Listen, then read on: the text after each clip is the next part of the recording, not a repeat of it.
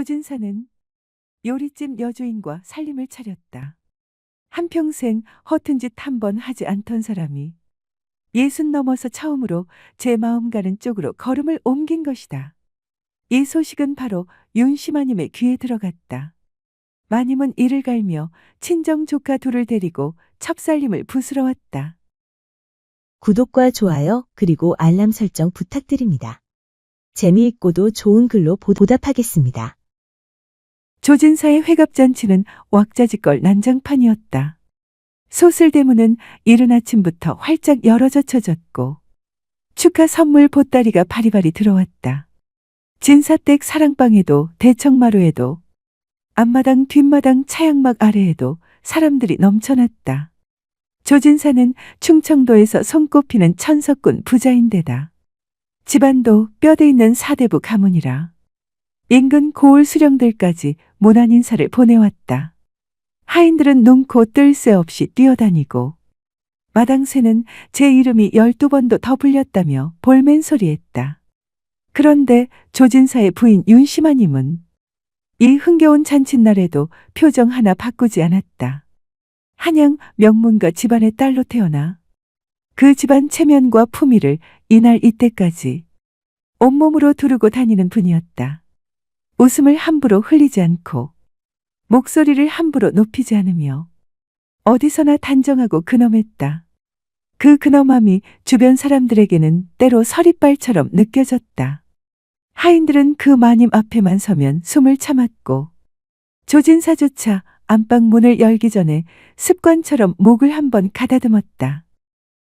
손님들이 줄줄이 들이닥치는 틈에도 윤씨마님은 첫째 사위가 데려온 외손자를 무릎에 앉히고 빙긋 웃으며 곶감을 쥐어주었다. 그러다가 사위와 아들 내외가 올린 술잔을 흐뭇하게 받아 마셨다. 이 집의 맞사위는 홍문관 제학이여 아들은 지방 고을의 현감이니 그 자식들을 바라보는 어미의 눈빛에는 흐뭇한 자부심이 번들거렸다. 바로 그때였다. 대문 밖 담벼락 모퉁이에서 젊은 한 쌍의 남녀가 쭈뼛거리면서 들어갈까 말까 발을 동동 구르고 있었다. 아이를 등에 업은 안악이 먼저 결심을 굳혔는지 앞장서고 그 뒤를 김이 무럭무럭 피어오르는 떡시루를 지게에 지고 남편처럼 보이는 남자가 뒤따랐다. 지게꾼치고는 어깨가 떡 벌어지고 눈빛이 번쩍이는 사내였는데 관자놀이까지 수염이 무성하여 얼핏 보면 저잣거리에서 행인 10이나 걸 것 같은 인상이었지만 겉모습과는 달리 눈빛은 따뜻해 보였다. 두 사람이 앞마당을 가로질러 부엌 쪽으로 조심조심 발걸음을 옮기는데 갑자기 날카롭고 앙칼진 목소리가 하늘을 찔렀다. 우리 집에 다시는 발 들여놓지 말랬잖아. 엄마, 등에 업힌 어린 아기가 그 소리에 화들짝 놀라 경기라도 하듯 자지러지게 울어댔다. 윤씨마님이 부엌문 앞에 버티고 서서 도끼를 품고 씩씩거리고 있었다. 윤씨를 엄마라고 부른 젊은 한악은 이 집의 막내딸 조씨였다. 막내딸 이야기는 몇 해 전으로 거슬러 올라간다. 초가을 어느 날 외가에 다녀오던 막내딸이 갑자기 불어난 개울을 건너다가 흙탕물에 휩쓸려 떠내려갔다. 비가 거세게 쏟아진 뒤라 개울은 으르렁거리는 황토빛 물살이었다. 마침 개울가 주막 앞에서 어슬렁거리던 박시성의 젊은이가 비명소리를 듣고는 달려와 옷도 벗을 틈 없이 물속으로 뛰어들었다. 사람들은 대책 없이 구경만 하고 있었는데 그 산에 혼자 막내딸을 건져내어 강둑에 뉘었다. 나중에 알고 보니 그 산에는 저잣거리에서 힘께나 쓴다는 박건달이었다. 정해진 일자리도 없이 장터에서 막이라며 살아가는 터수 없는 총각이었다. 윤씨마님이 생명의 은인이라며 후한 사례금을 챙겨주려 했지만 박건달은 손을 내저었다. 사람 목숨 앞에 돈을 받겠습니까? 그 말 한마디가 오히려 막내딸의 가슴에 불을 질렀다. 그래서 그런지 막내딸은 그날 이후 박건달을 잊지 못했다.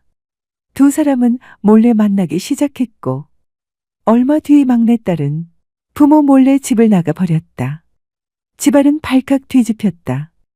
윤심아님은 사흘 밤을 울었고 이튿날부터는 인근 고을을 샅샅이 뒤지게 했다. 막내딸을 찾았을 때는 이미 배가 앞동산처럼 솟아오른 뒤였다. 그것도 홀례도 올리지 않은 채였다. 이 초신의 맏아들과 혼약까지 맺어 두었는데 그 혼약을 헌신짝처럼 내던진 것이다. 그때부터 윤심아님의 눈에는 막내딸이 죽은 자식이나 다름없었다. 내 딸 아니다. 그 아이와의 인연은 끝났다. 딱 그 한마디로 자식을 눈앞에서 지워버렸다. 그 무렵 윤심아님의 남편 조진사는 결혼 생활을 이어가는데 무척 지쳐 있었다. 처음부터 그랬던 것은 아니다. 혼인 초에는 아내의 반듯한 성품과 총명함에 끌렸고 두 사람은 제법 화목했다. 그러나 세월이 쌓이면서 조금씩 사이가 벌어지기 시작했다. 윤심아님은 모든 것을 격식과 체면으로 재단하는 분이었다. 밥상에 앉아서 수저질 하나에도 예의범절을 따지며 눈을 번뜩였다. 그러니 조진사가 하인들과 농담이라도 섞으면 눈살을 찌푸렸다. 양반이 쌍것들과 농담이나 하고 남들 보기에 부끄럽지도 않으세요. 조진사가 장터에 직접 나가 생선이라도 사들고 들어오는 날이면 윤심아님은 마치 집안 망신이라도 당한 듯 싸늘하게 외면했다. 무엇보다 조진사가 감당하기 어려운 건 윤심아님의 차가운 통제였다. 안방은 마님의 왕국이었고 사랑채는 조진사에게 허락된 유배지 같은 공간이었다. 마님은 자기는 집안의 재물을 쥐락펴락하면서도 조진사가 어디에 잔돈푼을 쓰는지를 세세히 따져 물었다. 하인에게 술 한 잔 사주는 것도 눈밖에 났다. 인심 좋기로 소문난 조진사가 자기 집 사랑방에서는 정작 눈치를 봐야 하는 처지가 된 것이다. 막내딸의 문제를 처리하는 방법에서 두 사람의 의견은 결정적으로 벌어졌다. 조진사는 막내딸이 한 번은 용서받아야 한다고 생각했다. 잘못은 했지만 자기의 피를 이은 자식이 아니던가. 그러나 윤심아님은 요지부동이었다. 체면, 가문, 집안의 명예. 윤심아님에게는 그것이 자식의 행복보다 먼저였다. 그 완고함 앞에서 조진사는 아무것도 할 수 없었고 그저 속으로만 사겼다. 그렇게 5만 가지 정이 떨어져가는 와중에 회갑을 맞이한 것이다. 윤심아님은 막내딸 등에 업힌 외손녀에게는 눈길 한 번 주지 않았다. 막내딸은 입술을 깨물다가 남편 박건달의 소매를 잡아 끌었다.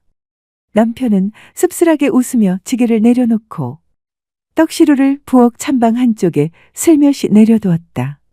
조진사는 손님들 사이에서 이 광경을 멀찌감치 지켜보고 있었다. 그러고는 막내딸을 사랑채로 조용히 불렀다. 사랑방 문을 조심스레 닫고 나서 딸의 등에 엎여있던 외손녀를 조진사가 받아 안았다. 아기는 낯선 할아버지를 보고 처음엔 킥킥거리더니 조진사의 수염을 두 손으로 잡아당기며 까르르 웃었다. 조진사는 목이 메어 아무 말도 못하고 한동안 그 아기를 꼭 안고 있었다. 잘 있었냐? 예, 아버님. 잘 지냈습니다. 막내딸이 울먹이며 아버지의 손을 두 손으로 잡았다. 조진사는 아무 말 없이 품속에서 묵직한 전대 하나를 꺼내 딸의 치마폭에 밀어넣었다. 아내가 알면 당장 빼앗을 것이 뻔하였기 때문이었다. 이 돈은 조진사가 몇 해에 걸쳐 조금씩 떼어 모아둔 것이다. 더 자주 오너라. 네 어미는 얼마간 시간이 걸릴 것이다. 막내딸은 고개를 끄덕이며 다시 눈물을 닦았다. 한편 뒤뜰멍석 위에는 하인들이 모여 막걸리 사발을 기울이고 있었다. 박건달이 그 사이에 자연스럽게 끼어앉아 조진사 댁 머슴도 아닌데 막걸리를 한 사발 얻어 마셨다. 조진사가 뒤뜰로 들어오다 그 광경을 보고는 빙그레 웃으며 박건달 옆에 털썩 앉았다. 하인들이 화들짝 놀라 일어나려는 것을 손을 저어 앉히고 조진사는 막걸리 한 사발을 받아 단숨에 마셨다. 그러고는 박건달에게 사발을 내밀어 그득히 따라주었다. 자네가 내 딸을 구했지. 예, 잘 부탁하네. 두 마디면 충분했다. 박건달이 두 손으로 사발을 받아 조용히 마셨다. 어둠이 내리기도 전에 막내딸 내외는 조용히 잔칫집을 빠져나갔다. 그러고는 때가 될 때까지 두 번 다시 친정집 대문을 두드리지 않았다. 그렇게 3년 세월이 흘렀다. 4월 초파일을 앞둔 어느 화창한 장날, 사랑방에서 먹을 갈던 조진사가 시동을 불렀다. 그런데 웬걸 시동이 없었다. 알고 보니 윤심아님이 그 애를 친정 심부름으로 보내버린 것이다. 당신에게 여쭈지도 않고 말이다. 조진사는 혼자 한숨을 쉬고 도포를 챙겨 입었다. 직접 장터에 가서 지필묵을 사오면 그만이었다. 20리 남짓 산 넘고 물 건너 장터에 이르니 어느새 봄 기운이 꽤 올라와 있었다. 조진사는 꽤 오랜만에 장터 나들이에 기분이 묘하게 들뜨는 것을 느꼈다. 이것저것 기웃거리며 부시며 종이를 흥정하는데 등 뒤에서 익숙한 목소리가 들렸다. 장인어른, 돌아보니 사위 박건달이 아닌가. 박건달은 환한 얼굴로 뛰어와 꾸벅 인사를 했다. 조진사는 반가움에 그의 팔을 덥석 잡았다. 자네 여기 살았나? 예, 이쪽으로 이사를 왔습니다. 어르신, 잠깐 우리 집에 들르시겠습니까? 박건달의 안내를 따라 골목을 몇 번 꺾어 들어가자 꽤 규모가 있는 기와집 앞에 이르렀다. 조진사가 눈을 껌벅였다. 이 집이 신부자네 집 아니냐? 너희들 여기 새 들어 사냐? 박건달이 머리를 긁으며 수줍게 웃었다.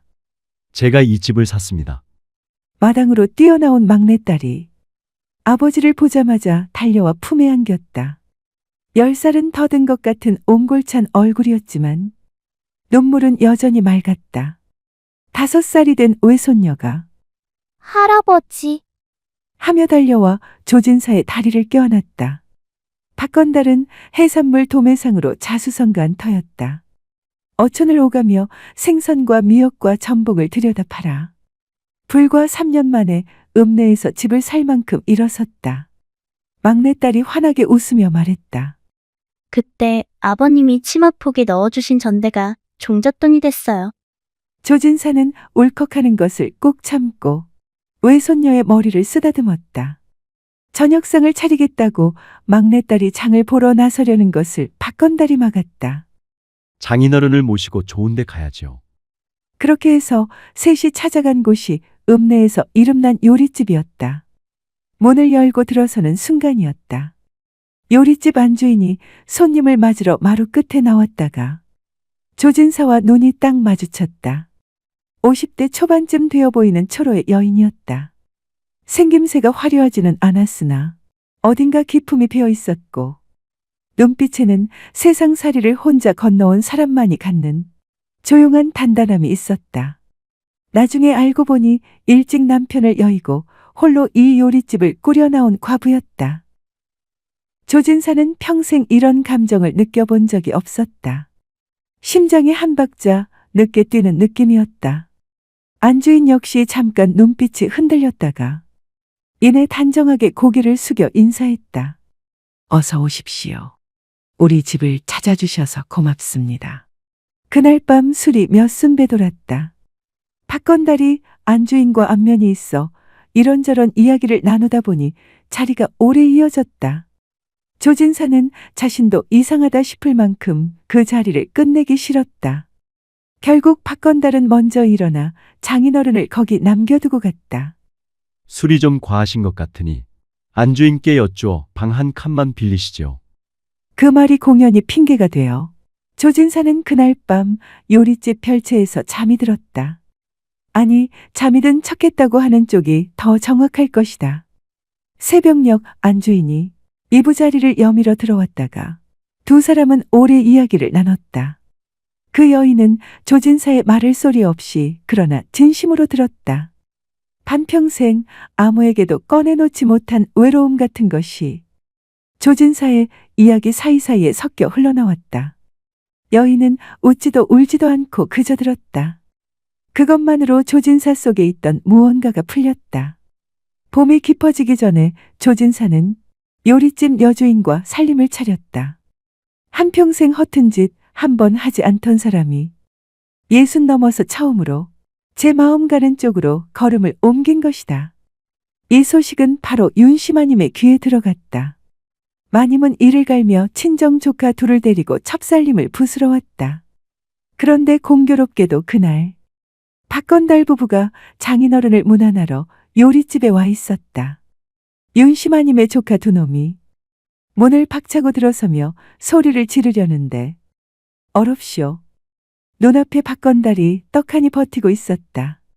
박건달의 주먹이 두어 번 돌았다. 그러자 조카 두 명이 엉금엉금 기어서 나갔다. 윤심아님은 요리집 마당에 우뚝 선 채 박건달을 노려봤다.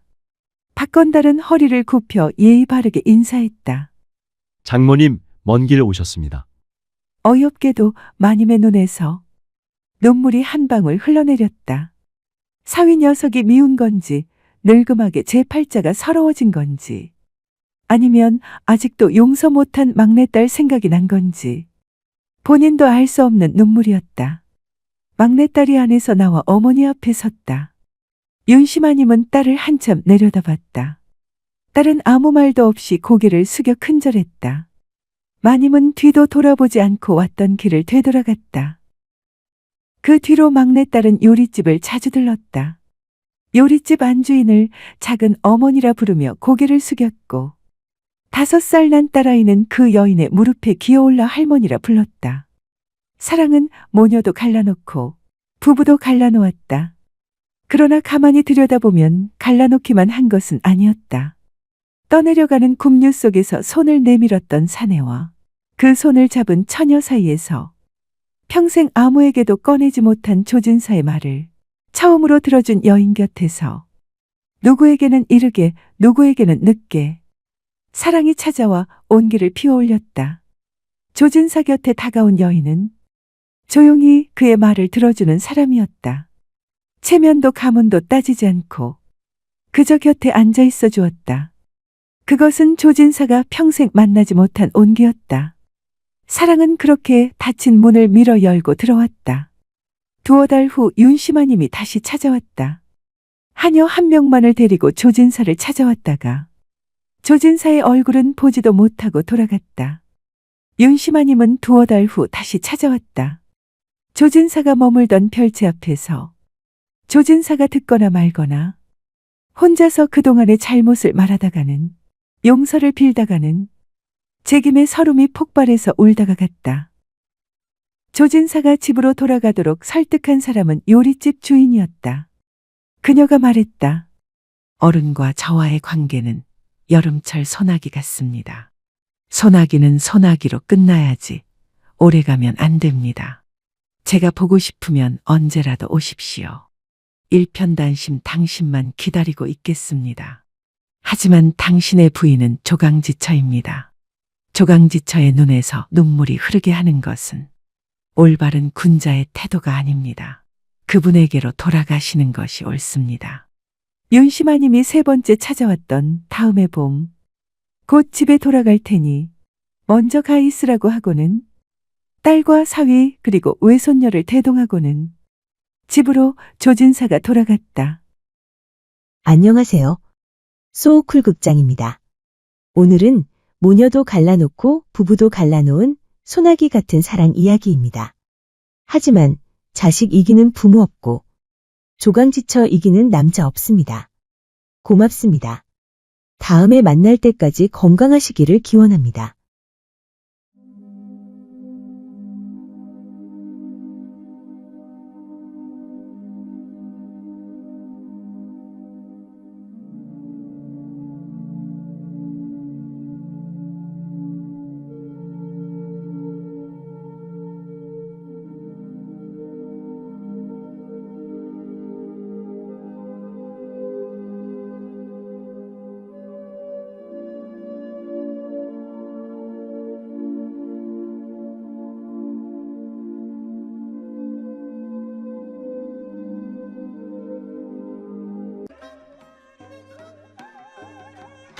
폭우가 내리는 밤이면 큰 바위 틈에서 검은 손이 나와 사람을 끌어당기고 여인의 흐느낌이 계곡을 울리며 벼락 없는 천둥이 치는 바위가 있다.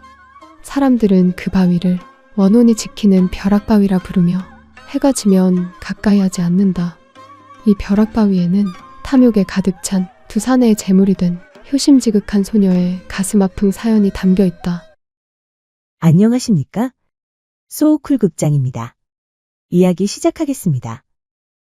강원도 양양군 강연면 상복리로 가려면 개천을 하나 건너야 한다.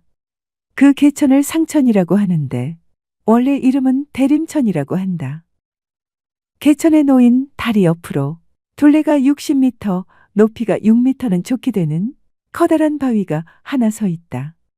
바위 한가운데가 깊이 갈라져 마치 입을 쩍 벌린 것 같은 모습인데 마을 사람들은 그 바위를 벼락바위라고 불렀다. 옛날 벼락바위 근처의 마을에 모시성을 가진 나이든 거사가 살고 있었다. 그는 머리를 깎지 않은 재가 불자로 자기를 돌을 깨친 도인으로 여겼다. 그래서 나는 모거사다. 하고 뽐내며 승려처럼 생활하였다. 마을 사람들이 무슨 일로 찾아오면 눈을 지그시 감고 있다가 짤막하게 한마디를 내뱉었다. 그 한마디가 신통하게 들어맞는 일이 간혹 있었으므로 마을 사람들은 반쯤은 믿고 반쯤은 두려워하며 그를 대했다. 그는 살생을 금하고 채식을 고집했으며 술과 고기를 입에 대지 않았다. 그러나 살생하지 않는 척하지만 욕심은 버리지 못했고 채식을 하지만 재물에는 누구보다 집착했으며 수행자 행세를 하지만 실속을 챙기는 일에는 빠르지 않은 척하면서 누구보다 빠른 인간이었다. 게다가 세간의 평판에는 집착이 대단해서 거사를 무슨 큰 벼슬로 아는지 누가 자기를 거사님으로 공대에 불러주지 않으면 얼굴빛이 달라졌다. 16살 된 외동딸 연희가 집안의 살림을 도맡았는데 어미가 일찍 세상을 뜬 뒤로 아버지의 밥을 짓고 빨래를 하고 아버지가 대림천에 낚시를 들이올 때면 그 옆에 다소곳이 앉아 시중을 들었다. 거사는 잡은 고기를 도로 놓아주는 것을 큰 공덕으로 여겼다. 명분은 방생이었으나 사실은 사람들 앞에서 자기를 도인처럼 보이게 하려는 허세였다. 어느 해는 여름 어떤 떠돌이 승려가 대림천 물가를 지나다 거사 부녀를 보았다. 그는 처음 출가할 때는 참된 수행자였으나 차차 연불에는 마음이 없고 제밥에만 눈이 어두워지면서 마침내 재물과 여색에 빠진 파괴승이었다.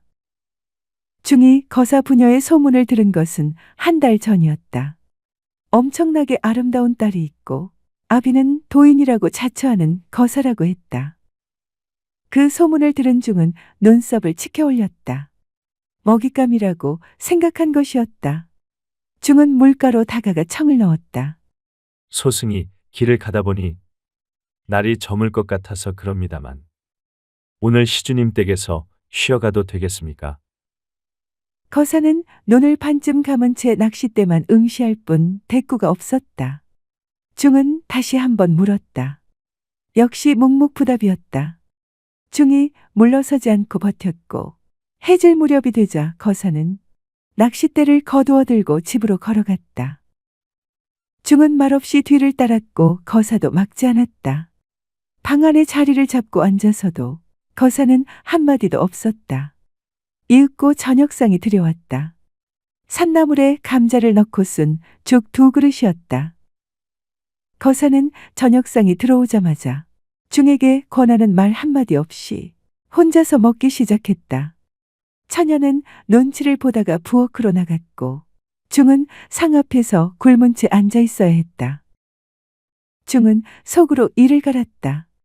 이놈의 거사가 돈은커녕 예의도 모르는 인간이구나.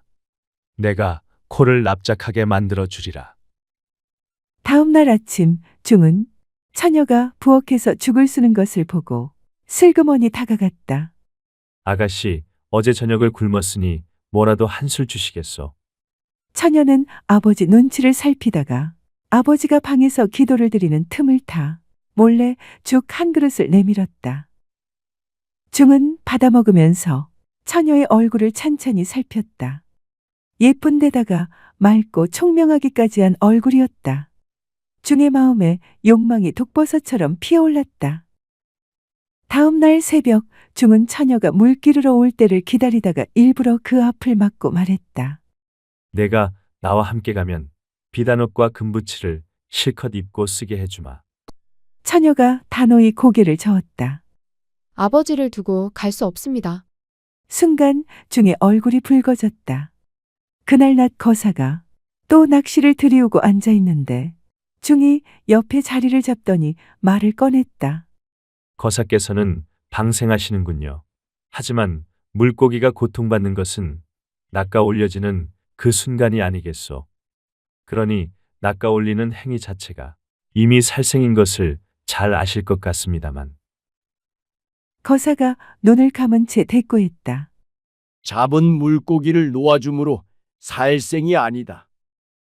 고통을 주고 놓아준다고 살생이 아니라면 사람을 죽을 만큼 때리고 살려두는 것도 자비이겠소이다. 그려. 거사는 눈을 뜨고 중을 흘겨보았으나 말이 없었다. 중은 씩 웃었다. 그날 저녁 중은 다시 도발을 이어갔다. 거사, 대체 도란 무엇이오? 입으로는 살생을 금한다고 하면서 날마다 고기에게 고통을 주지 않으시오. 그러면서 돌을 닦는다고 하시오. 거사의 얼굴이 달아올랐다. 중놈이 밥 얻어먹으러 왔으면 잠자코 있을 것이지. 어찌 여기저기에 주둥이를 들이대는가? 허허, 거사님. 제가 댁에서 밥을 얻어먹은 적 없소이다. 어제 저녁에 소승을 굶긴 것은 잊으셨소. 거사는 말문이 막혔다. 듣고 있던 연희가 빠르게 부엌으로 사라졌다. 그 다음 날에도 또 그 다음 날에도 중은 머물렀지만 거사를 내치지 못했다. 내치면 인심 사나운 거사라는 소문이 날까 두렵기도 했거니와 무언가 꺼림칙한 기운이 중에게서 느껴져 선뜻 등을 돌리지 못했다. 사흘째 되던 날 중이 거사에게 말을 걸었다. 거사, 거사가 눈을 지그시 감고 앉았다가 대답하였다. 왜 그러는가? 보시다시피 나는 떠돌이 중이외다. 그런데 내가 여기까지 온 것은 하나의 목적이 있어서요. 그래, 무슨 목적이 있어 왔느냐? 내가 사실은 부처의 씨앗을 갖고 있습니다. 그런데 밭이 없네요. 밭 하나 시주하시오. 나는 밭이라고 해봐야 감자 조금 부쳐 먹을 밭 한 떼기밖에 없다. 거사는 훌륭한 밭이 있지 않소. 그게 무슨 소리냐? 나한테 무슨 훌륭한 밭이 있단 말이냐? 아딸이 있지 않소. 이 말을 들은 거사는 중을 아주 괘씸하게 노려봤다. 그럼 내 이놈 머리 깎은 주제에 지금 파괴하겠다는 이야기냐? 파괴라니요, 당치도 않은 소리외다. 보시하라는 이야기입니다. 거사는 보시 가운데 최고의 보시는 육보시라는 말도 들어보지 못했소. 말 같지도 않은 말에 거사가 대답하지 않았다. 그러자 승려가 걸망 안에서 상자 하나를 꺼내놓고는 말했다. 보시다시피 이 상자에는 금은 보화가 가득 들어 있습니다. 내가 부처의 씨를 그 밭에다 심어서 종자를 얻으면 이 보화로 큰 절을 지어서 그에게 지키게 할 것이요. 이 재물을 가지고 방방곡곡을 찾아다니는 도중에 계시를 받고 이곳으로 왔으니 집의 딸을 내게 시주해야 하겠소. 쓸데없는 소리 하지 마라. 그건 그렇고 땡추의 말을 어찌 믿느냐? 상자 속을 보여다오. 믿든지 말든지 마음대로 하세요. 보여주지는 못합니다. 만약에 내가 여기서 밭을 못 얻으면 이 보화는 필요 없어. 나한테는 무용지물이니까요. 그러니 당신하고 나하고 내기합시다. 내가 이 집을 중심으로 해서 10리 이내에다가 이 상자를 숨겨놓고 100일 후에 다시 돌아오겠습니다. 거사는 지금까지 돌을 닦았으니 어디에 있는지 금방 찾을 수 있을게요. 그러니 100일 안에 보물 상자를 찾게 되면 거사가 이기고 나는 졌으니까 이 보화를 거사에게 주겠소. 그렇지만 만약에 그때까지 이 보물 상자를 찾지 못할 때는 당신이 깨쳤다는 돈은 가짜이니 딸을 내게 시주하는 것으로 그 죄를 갚아야 할 것이요. 어쩌겠소? 하실래요? 거사는 잠시 생각했다. 심리 아니면 내가 평생 걸어다닌 땅이다. 못 찾을 것이 무엇인가? 돌을 닦은 내가 파괴승의 얕은 꾀에 당하겠는가? 그리고 저 금은 보화가 탐나지 않는다면 거짓말이었다. 좋다. 하자. 중은 한밤중에 보물 상자를 숨기고 떠났고 거사는 낚시도 기도도 모두 집어치웠다. 거사는 다음 날 새벽부터 땅을 뒤지기 시작했다. 산을 헤매고 들을 뒤지고 내를 따라 걸었다. 심리라는 범위가 별거 아니라고 생각했는데 땅에 엎드려 뒤지기 시작하자 한없이 넓었다. 한 달이 지나자 손은 상처투성이가 됐고 손바닥은 굳은 살로 덮였다. 2달이 지나자 무릎이 성한 날이 없었다. 그러면서도 거사는 연희에게 아무 말도 하지 않았다. 딸의 몸을 걸고 도박을 하다니 차마 말할 수가 없었다. 그러면서 자기에게 최면을 걸었다.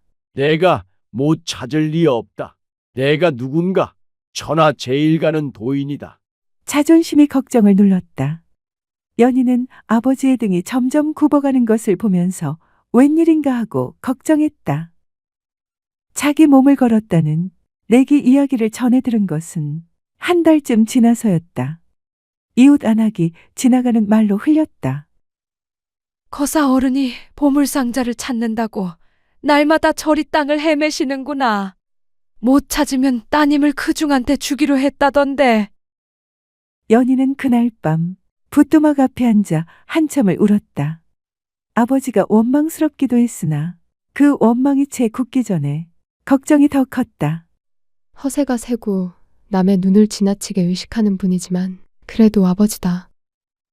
연희는 매일 새벽 일어나 집 주변을 돌며 수상한 땅이 없는지 살폈다. 시내를 따라 걷고 바위 틈새를 들여다보고 수풀을 헤쳤다. 그러나 상자는 보이지 않았다. 99일째가 되던 날 거사는 집에 돌아와 방 안에 주저앉았다. 얼굴에 살이 빠지고 손을 떨었다. 내가 경솔했다. 그동안 닦은 나의 도가 보잘것없으니 더 닦아야겠다. 거사는 연희에게 그 한마디만 남기고는 설악산 쪽으로 걸어가기 시작했다. 연희는 아버지를 붙들지 못했다. 붙들면 아버지의 자존심이 산산이 부서질 것인데 아버지에게서 도인이라는 자부심을 빼놓으면 뭐가 남는다는 말인가? 그래서 그저 바라보다가 아버지의 모습이 산모퉁이 뒤로 사라지자 그 자리에 무릎을 꿇고 두 손을 모았다. 부처님, 우리 아버지를 용서하시고 저를 제물로 받으사 이 비극을 끝내주소서. 갑자기 비바람이 불기 시작했다. 하늘이 먹빛으로 낮아지더니 냇가에서 찬바람이 올라와 살을 에웠다. 그러나 연희는 움직이지 않았다.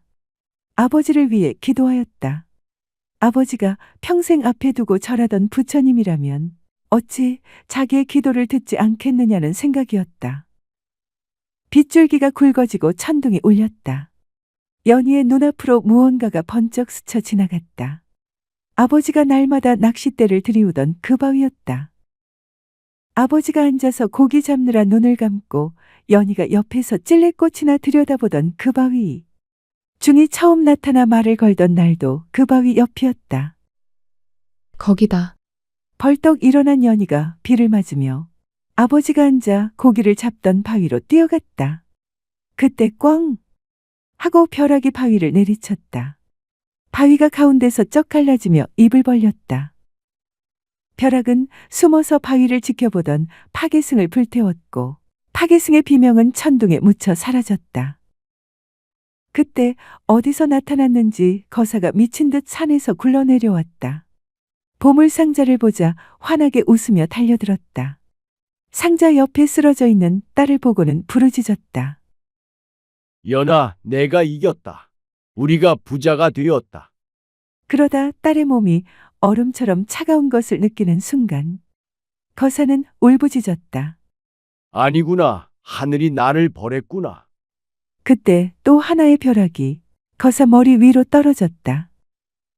다음 날 마을 사람들은 갈라진 바위 옆에서 벼락 맞은 시신 두구와 거사의 딸 연희의 차가운 몸을 함께 보았다.